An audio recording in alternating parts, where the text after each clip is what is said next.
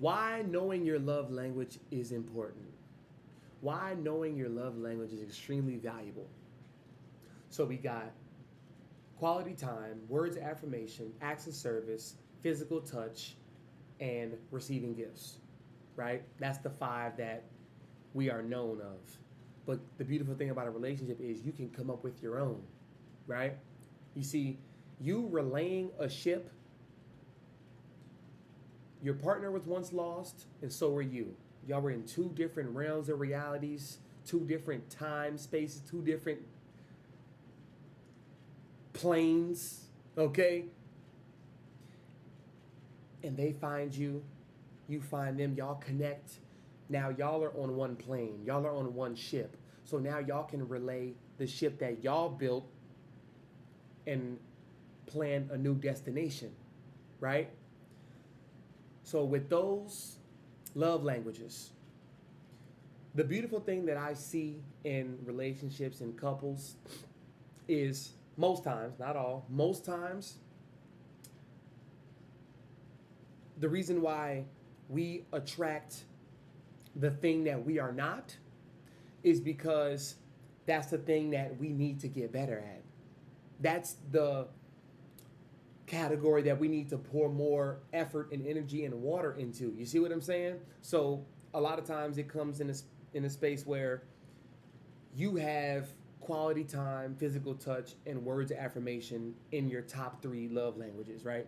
And the woman that you like, the girl that you like, she has words of affirmation first, quality time second, and then physical touch third, right? So her other two, receiving gifts, not that important, and acts of service is not that important. But guess what? Those might be your top three, or one of those may be in your top three. So her weakness becomes your strength, and her strength becomes your weakness. So what does that do? That solves the puzzle. What you thought you were bad at, she's great at. So she's gonna push you. You see what I'm saying?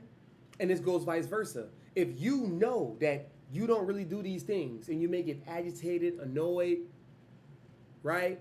A little too you don't want to be touched, you don't want to be bothered. Your partner has those qualities that makes you deal with it.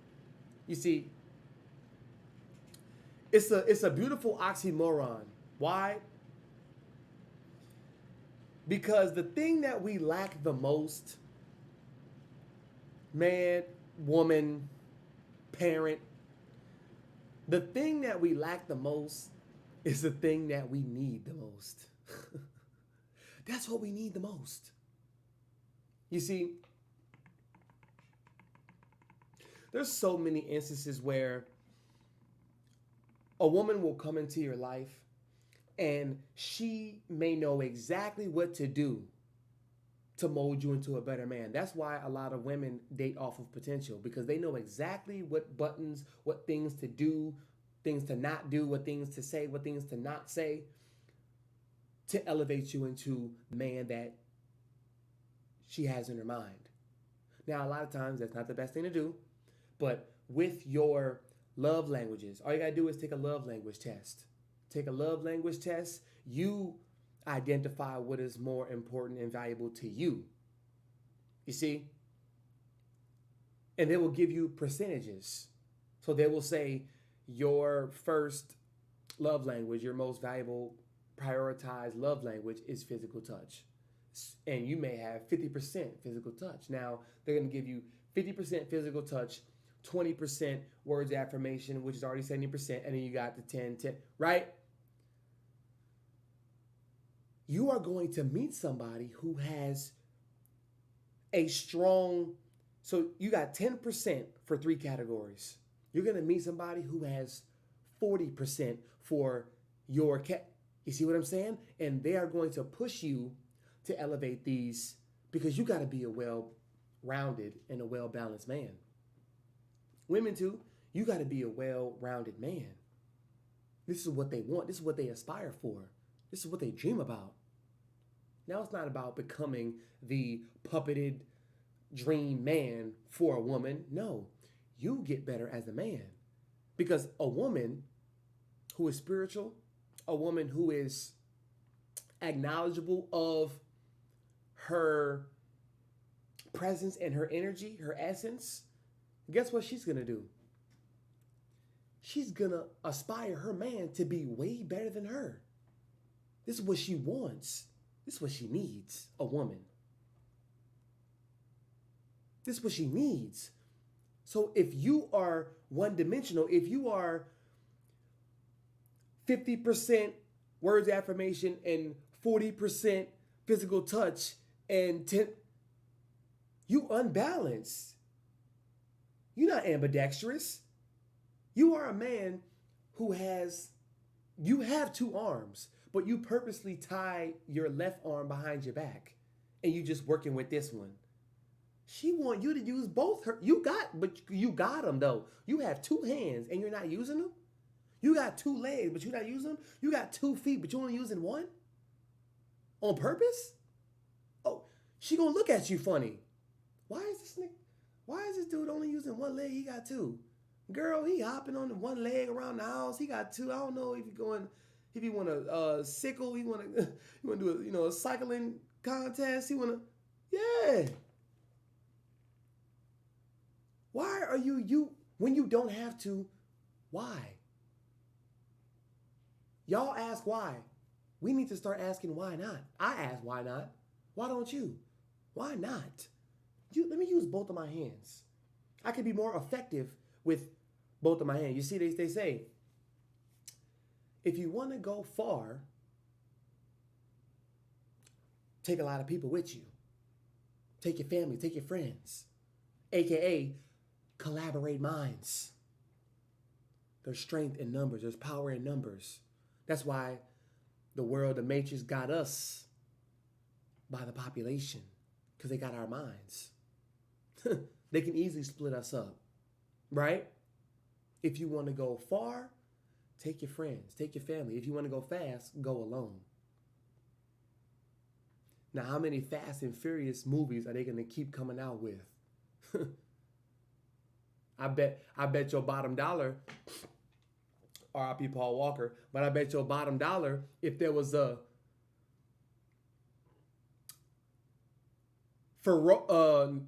Slow and Furious, we would watch that. And that movie would be the same time span, the same duration as a regular Fast and Furious movie. The other 10 they got. Think about it. So when it comes to your love languages, we need to identify what is top dollar for us. Because you can choose what you want to spend your money on. You can choose what you want to tolerate and what you don't want to tolerate. Let's say you go to a restaurant and you eating by yourself. You just want to have a nice date, a solo date, no phone, no music, just you and your thoughts and just the energy around in this restaurant, right? You treat yourself. Don't beat yourself. You treat yourself. Go to a nice spot. You don't get no appetizer. Just get the entree. And you want a dessert, got some wine. They come on with the entree. It looks good, but it's so cold. You came here for what exactly? To treat yourself? It's cold and it smells a little mildewy. Excuse me. You guys hear this bad. Smell it. It's cold, mildewy. I can't. Please let me. Or you're just gonna sit there and just take the punishment. You're gonna take that. But this is what you're spending your money on? And you chose to come here? You chose to put gas in your car to drive to this restaurant? Put the beanie on? Put the clothes on? Why not? So, also I see in relationships how many people go by the societal standards of relationships. I want to talk about this in this video, but I'll make a whole separate video on it. The internet is something. So they say if somebody asks you on a date, if the man asks the woman on a date, calls her, texts her, hey, get ready, 7 p.m. Saturday night, I'm taking you out, wear something sexy, right? Boom. It's Friday, Saturday come, pick her up, da da da.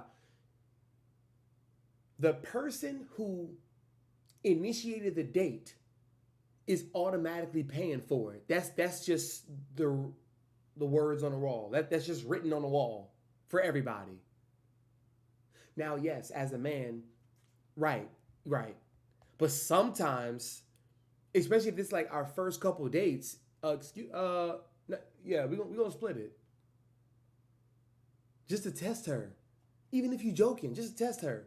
What's she gonna do? Bad eye. I seen this video.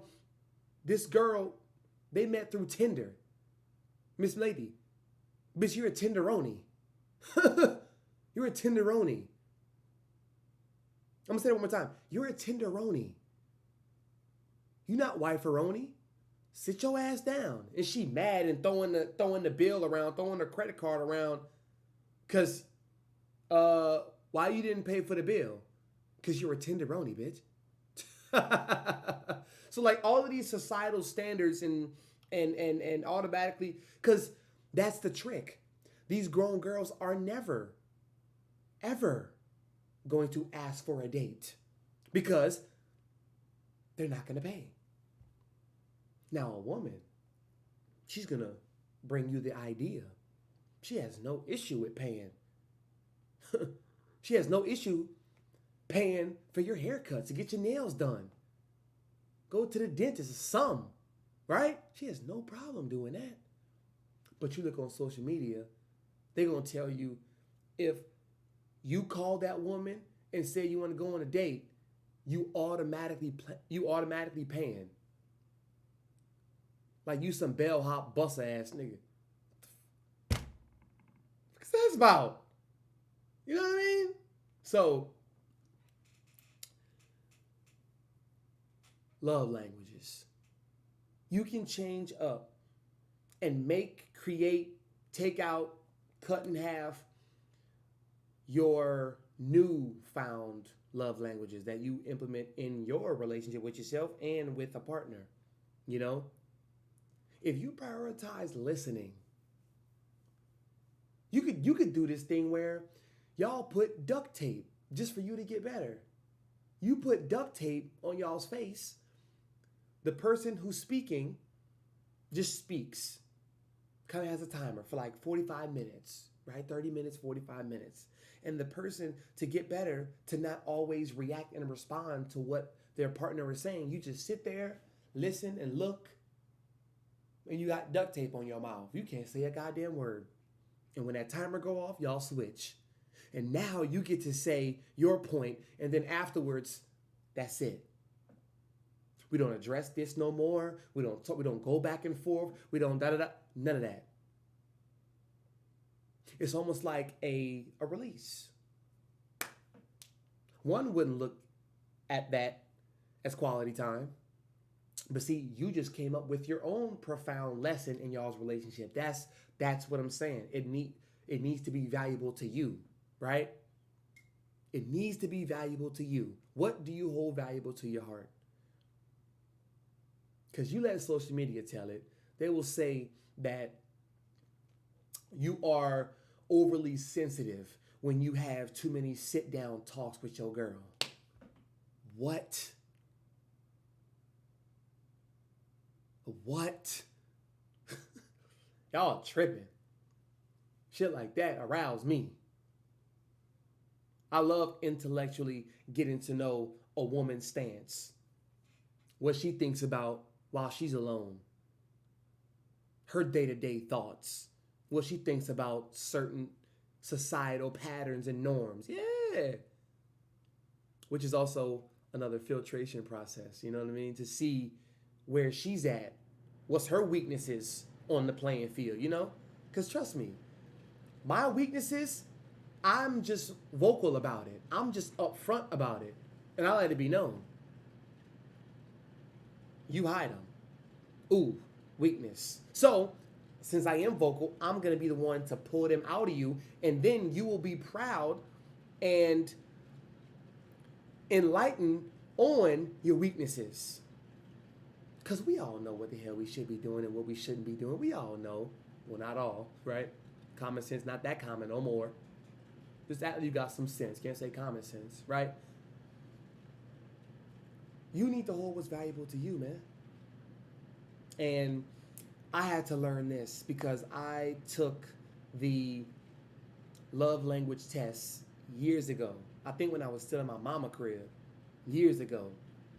And I just took it again recently, and my number one is still quality time, but a lot of other ones changed. You know, years ago I didn't really want to be touched because I wasn't used to, and I wasn't allowing myself to become used to being touched. If I was on a date with a woman, I would be the one initiating the touches, and over time I would, not want to be right. So I'm not that person. My identity has changed. I'm allowing myself to be hugged, to be felt by somebody else consistently now. I'm allowing myself to be open to that. You see? My mind has changed. I'm still the same person, but I'm not. My identity is changing. I still have the same. No, I don't. I don't have the same idea. But that's what I'm about to say. I'm gonna say this. I'm creating new IDs for myself. So you look into my wallet and you see all the little pockets and you put your cash. I don't got cash. I got straight hardback copies of IDs. Because I'm changing myself. I don't recognize who I was 6 months ago. I don't. How I used to think, how I used to talk, my tone. Yeah. And that's how it should be, because I'm evolving. If you're not growing, you're dying. There's no in between. Where can we sit right here? Where can we sit? There is no seats. There are seats up here though, and there are seats down there. You can sit down when you at the peak. You can. You can sit down when you at the bottom. Yeah. That's why they say, put your bottoms on the seat.